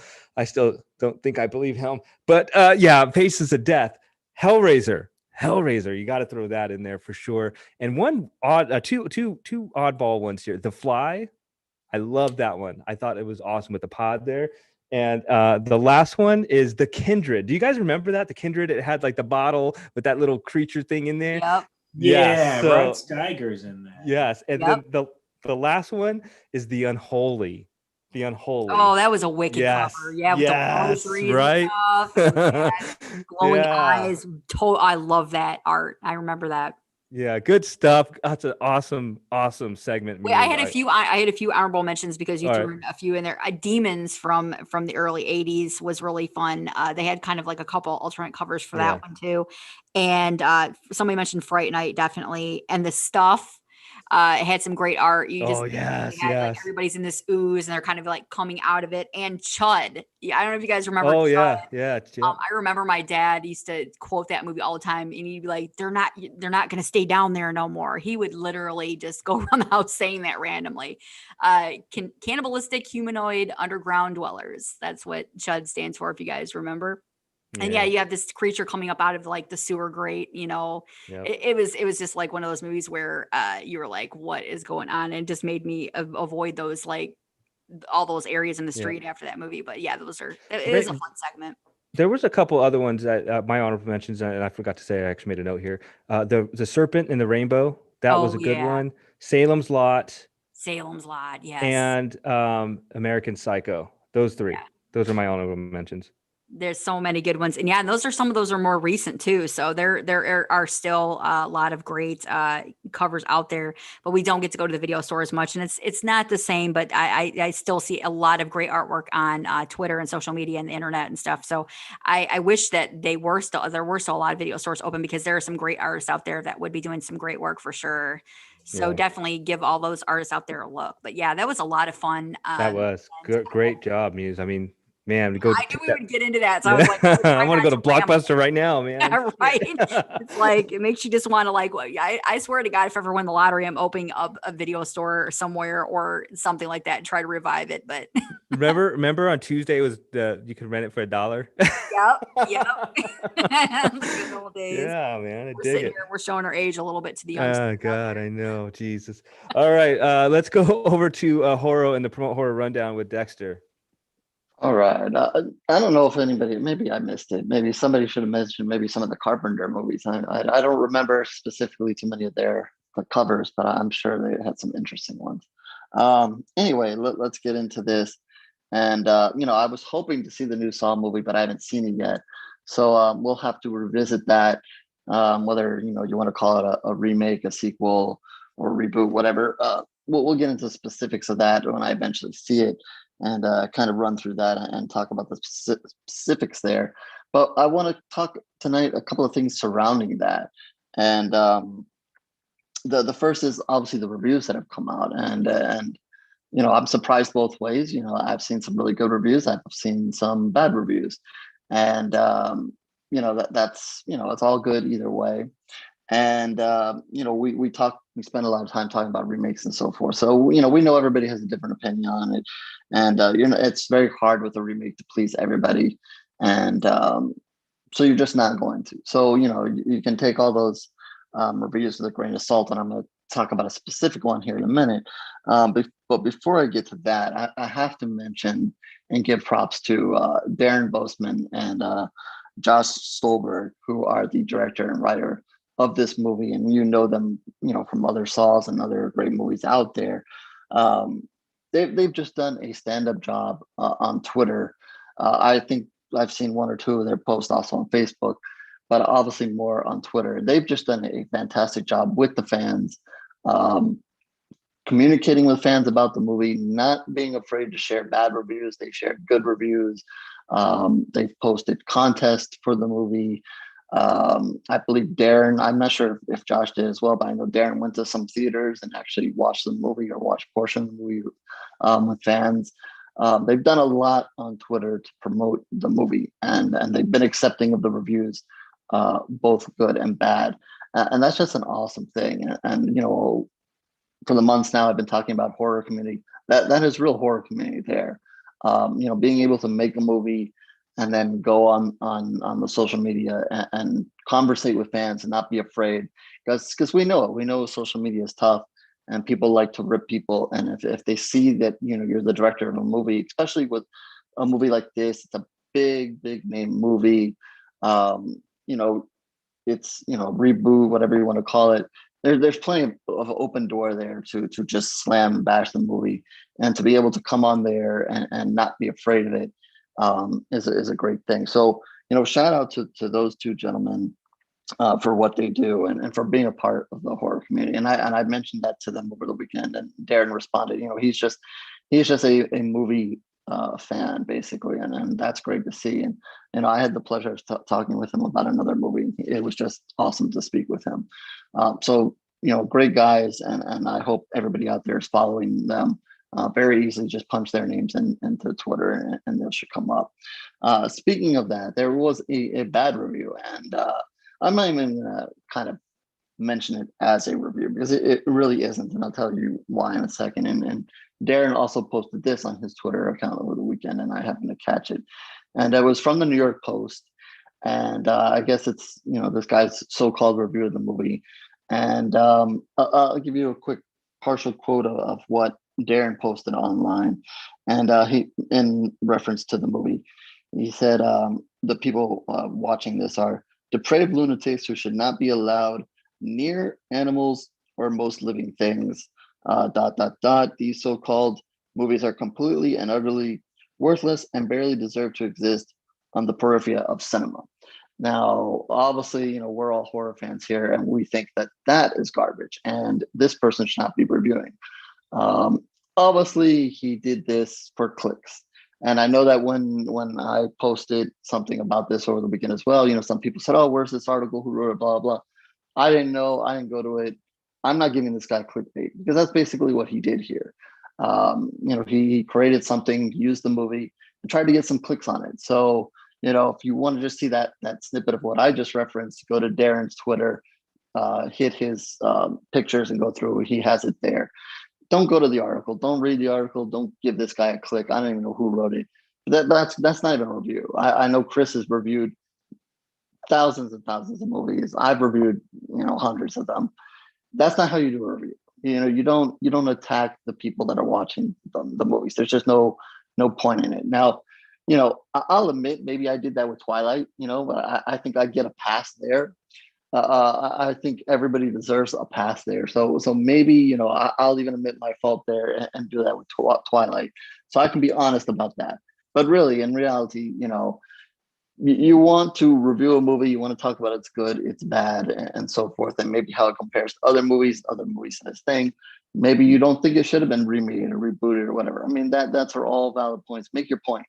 But to come out and start insulting horror fans, or not even all horror fans, it's just specifically he's mentioning people that like these kind of movies, you know, that's just not good. And I don't even know what it has to do with animals. I love these movies. I don't go around killing, hurting animals. I don't know too many horror fans that are. I mean, that's just straight BS. That's like saying that the people that play video games are the same ones that are going out and killing everybody. That's all garbage. You know, maybe one or two do, but you know, that can go with many scenarios out there. You just can't do that kind of thing. So that is straight garbage. So I'm glad Darren had the guts to actually post that on there and take issue with it and kind of go back at him. And I'm glad that, you know, a lot of horror fans went along with that. But again, you know, don't go searching for this article and click on it. Don't give him the clicks, because that's basically what he wants. You know, I debated even wanting to share this, but as someone who's spoken out and tried to preach and kind of be horror community for the last couple of months, you know, I was proud on one end of what Darren and Josh were doing, and then I see that, and it kind of pisses me off, and I kind of wanted to say that and kind of go there. Like I said, I don't really know anything about the movie. I will see it at some point, and then when we do, we can all have a great discussion about it. Or if anybody here, if he sees it before I do, and you guys want to bring it up, we can all have a discussion about that. But yeah, that's my 2 cents on that. I don't know if anybody else caught that or has any comments. I'm going to throw it to Chris first because he's a fellow reviewer, and maybe he can throw an opinion on somebody doing a review in that kind of fashion. Yeah, disgraceful. That's how you lose readers. That's how you marginalize yourself. As reviewers, people that do blogs, you're playing to an audience, and why tick off 90% of your audience? If you get into politics, you'll tick off 50%. That's why we try to avoid that. You tell the audience that they're ingrates. Well, what's that say about the people that are left to read your stuff? HorrO,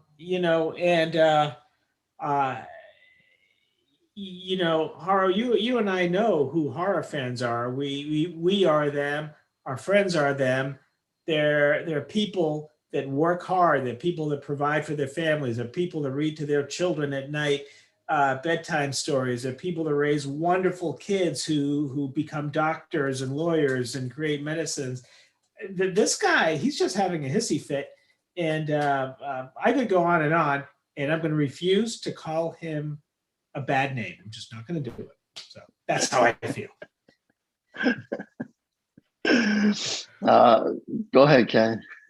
Well, I'm a little biased because it's the New York Post, and I was in the New York Post once on the front cover, believe it or not to drop anything, but yeah, I was in the New York Post.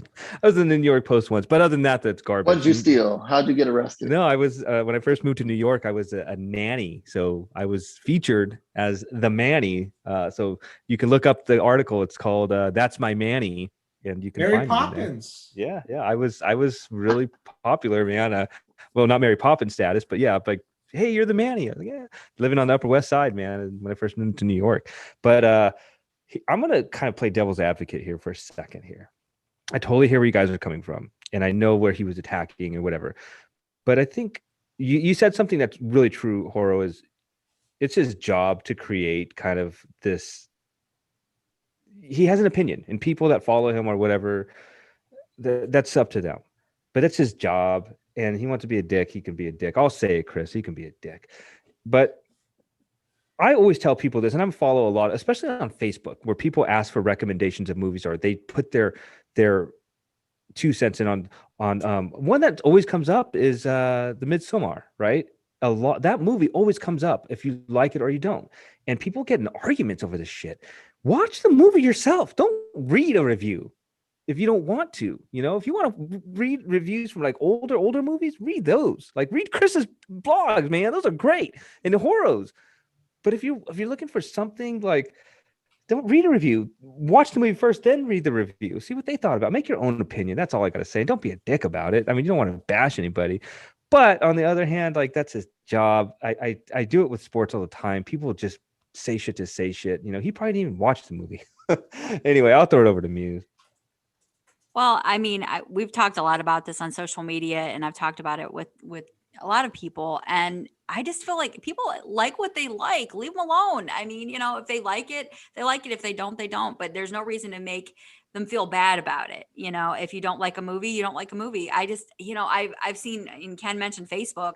That's part of the reason why I left Facebook. I saw people getting into knockdown, drag out fights about, what movies they liked or didn't like. And if you like this film, you weren't a real horror fan, or you don't have any taste, and you really have no business recommending anything. And I mean, it could get really ugly.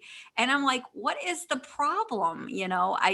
So maybe I like a lot of sequels, and I've heard a lot of, feedback, I guess you could say, from people that are like, how do you like my favorite horror movie of all time is Halloween 2. It's not the original. And I mean, people are like, oh my God, he said that. Oh my God. I can't believe you actually admitted that. Well, it's true. And yeah, cover Dexter's eyes and his ears, his skeleton ears.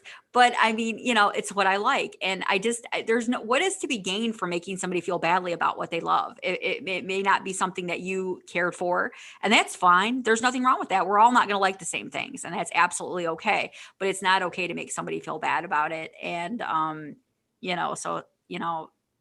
I just be kind. If you don't have anything nice to say, just keep on moving. And when you're writing reviews like that, Ken makes a good point. He could have been just trying to create controversy and things like that, to get people's attention. Read my stuff because I say things that are like really edgy and want to tip people off. Exactly. But but Chris also makes a fair point. You're going to lose people at the same time. And I guess it just all depends on how you want to be perceived. And you better be ready for the, I guess you could say, the veritable shitstorm that's going to come your way if you do that. But yeah, I'm not in favor of it. I think that there's a more tasteful way to do that sort of thing. And apparently I don't know exactly what we're referring to, but it doesn't sound like it was done very tastefully at all. It sounds like it was done quite in a kind of a rougher way. But yeah, I'm all for everybody likes what they like. Just leave people to love what they love. Don't make them feel bad about it. So that's my 2 cents. Yeah, I mean, it's clear, you can put the people that like these kind of movies in a certain basket, and that's fine. But the name calling, whatever, is really not needed. Doesn't make a quality review. And yeah, it is his job to write a bunch of stuff. But to just say something like, we like these movies, so we shouldn't be allowed animals. I mean, I don't see how one has to do with that. That's just making a huge assumption, and it's just false. It's like we watch these movies so we're serial killers, in our spare time. No, that's just dumb. But yeah, and like Ken said, you see it in sports all the time. People write stuff, especially opinion articles, and so far, I don't know if this was supposed to be, maybe an opinion piece or a review. If you're reviewing it, review the movie. If you want to write an opinion article on people that watch Saw or movies like it, yeah, then if you want to call them names or whatever, have at it, because that's the place to do it. Hopefully, I don't know specifically, because I'm not going to click there. I'm not going to give him the satisfying of that, and to rip a franchise like that, and to rip horror fans that I love, like that. I'm not going to give him the satisfaction of that. So moving on from one scumbag, we're going to jump into some news real quick. And a lot of sequel talk here. I don't, and starting off here, I like to try to talk about remakes. I don't know if this is specifically going to be a remake yet, and that's part of the news here, but the new Pet Sematary movie, which I know I've mentioned before, may or may not be a prequel now. Now nobody's really sure what this is going to be, but I guess it is going to happen. It's going to be in the works. To me, at the end of the day, do we need another Pet Sematary? I don't know. I mean, we've had the remake now, and we've had sequels. And I don't know. I just hopefully they do something new and interesting, and maybe there is a prequel out there. I guess that would be at least the right direction to go. So if they do have to insist on it, let's go with the prequel. I say that works the best. Black Summer is a zombie show that's on Netflix. It's a series. Maybe some of you caught it. I was lucky to catch it. I'm very interested to see what happens next. In June, it will return. So we'll get to catch some of that. American Horror Stories. This is the spinoff. This is the new show that they've created. That will be on FX on Hulu, and that will start in July. So I don't know if that's good or bad. Then it's going to be on Hulu, and hopefully more people can watch it or have access to that. I don't know. And then, of course, the American Horror Story season 10, that will happen in the fall, probably sometime in September, I'm guessing, and run into October.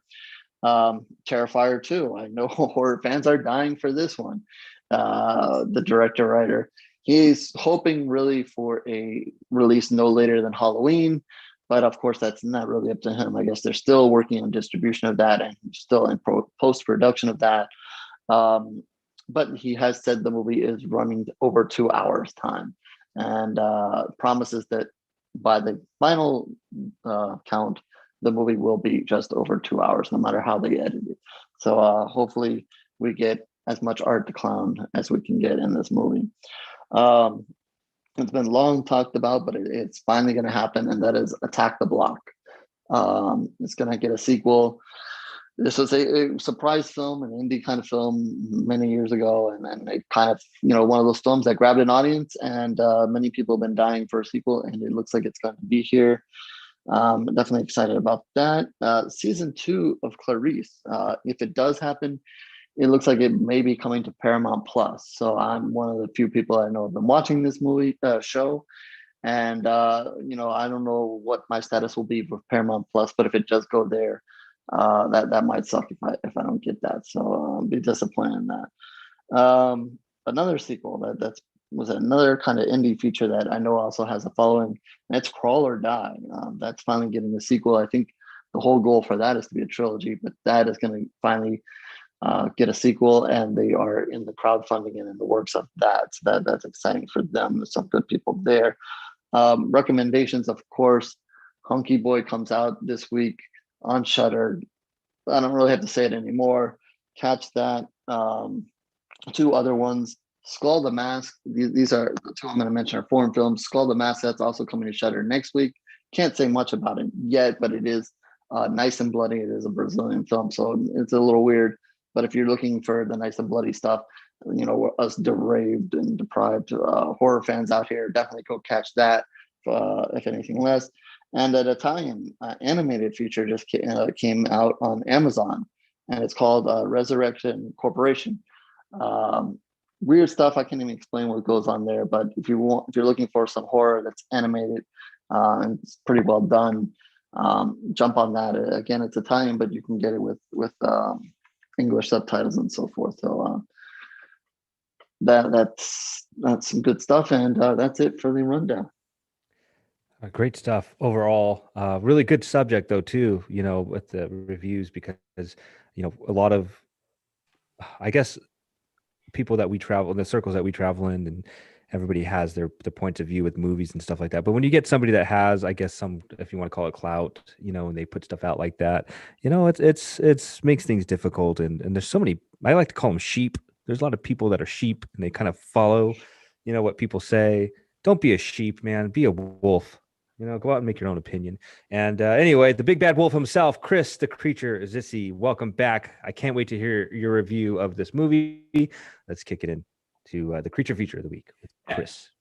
It's just the 4 of us here. And just between the 4 of us, I got to ask you guys, have any one of you ever killed anybody? No. Not last I checked, although some people would probably tell you different. I wouldn't be surprised. I thought so. So we've all done something in our past, but today's movie, Murder Bury. Wait a minute, let me get this right. It's a board game, Murder Bury Win. It's a role-playing fantasy game. I don't know if you want to compare it to Host. What's that movie? Host Your Own Murder, or and then you might want to think of this as the Psycho's version of Clue. You're going to hear an interview with a wonderful director and a guy who's actually in the movie. Has got a nice little role toward the end, Michael Lovin, and he has put together a comedy horror. And what is very easy to forget about, as we did the interview, which you'll hear, and when you watch the movie, is it is indeed a comedy that's going to make you laugh. But, you're going to watch the end of the movie and you're going to realize you've seen a horror film. And it might leave you a little bit uneasy, but in a good way, because, the game Murder, Bury, Win is probably set to do the same thing. Pit you up against your friends. You might win. And if you win, you're full of glee. And then you look at, wait, what did I just win? What did I just do? And one of the main themes of the movie, and what this movie is about, is we talked about it, football coaches will tell you football brings out character. Sports bring out who you are on the field, and it builds character, or maybe it displays that you don't have any. I'm not going to start mentioning athletes who have displayed they don't have any. But is the same true with board games when we play Risk, or when we play Monopoly, or when we play Clue, or when we play the zombie survival games, when your job is to make sure you're the only one not eaten by the end of the movie, or at the end of the game. You're going to meet three likable guys, Adam, Barrett, and Chris. Adam, Barrett, and Chris, ABC. It's a good way to remember them. Played by Mikeland. Walker plays Chris, who I think is the most fascinating character in this thing. The movie is basically ends and summed up and drilled into you by some very prophetic words he utters. So listen to Chris very carefully, especially at the end. Barrett is the most likable guy. And maybe we can all see a lot of ourselves in Barrett. We want to get along. We want to like our friends. We want to make them happy. Maybe we don't have the ability to do that. And then Adam, played by Eric Lane, he's that friend we all have. And then one of the day you realize that he's an evil, you know what. Maybe you have friends like that. It just comes a point where you say, whoa. Well, they come up with a game. They come up with a board game. It's a good one. They put a lot of work on it. It's not perfect. It needs a little work. They got a Kickstarter campaign. Like most Kickstarter campaigns go nowhere. How many of you out there have donated to a Kickstarter campaign and 28 days later you look at it and you're the only donation and it's like $7, and they needed 10,000. And you don't know whether to feel sorry for them, whether to feel betrayed. But the Kickstarter campaign, let's just say, doesn't go anywhere. But they know they have a good game. And out of nowhere, this board game magnate, Vhs Stubbs, played by Craig Kakowski, comes in and apparently saves them. He's smart. He's an idea man. He tells them this game could be perfect if you did this, this, and this. And what they find out is, just like anybody, that he's there to basically rip them off. And they realize that. And then the you-know-what hits the fan. And then they find themselves, and I don't want to give any spoilers. You're going to see some spoilers in the interview, but I'm not going to give any. They have to play for real murder, bury, win, where they've got to do a murder and get away with a murder. And two of the three people that we talked about, A, B, and C, Adam, Barrett, and Chris, two of them aren't murderers. They don't have it. One of them is, and who does have it. And how that friendship changes when all of a sudden the three schmucks to actually, in reality, trying to get away with a murder. And two of the three schmucks sort of stay schmucks. One of them, this is what he was created for. And it's kind of scary. It's funny what happens. And you think you're getting away with the perfect murder. And being an FBI agent for 25 years, it doesn't matter how good you are. Stuff happens that shouldn't have happened. It's you're not going to get away with it. And these guys look like they're not going to get away with it. And then a few twists, a few turns, and then the horror comes in. Now, murder is horror. Getting rid of a body is horror. No doubt about that. It's done in a very comedic way, but eventually it's going to go into a very, very dark place. And you're going to see it. You might not you'll laugh a lot during this movie, probably not in the last 10 minutes. The last 10 minutes is brilliant. It's going to probably be a little convicting in examining who you are and who you would become in that same situation. Michael, the director, is going to bring this point up. It's wonderful. He was very, very interested in these three characters. Who are you? And it's a great question. when you go into that movie, ask yourself, and I don't think it's an easy answer, but it will spur a lot of thought.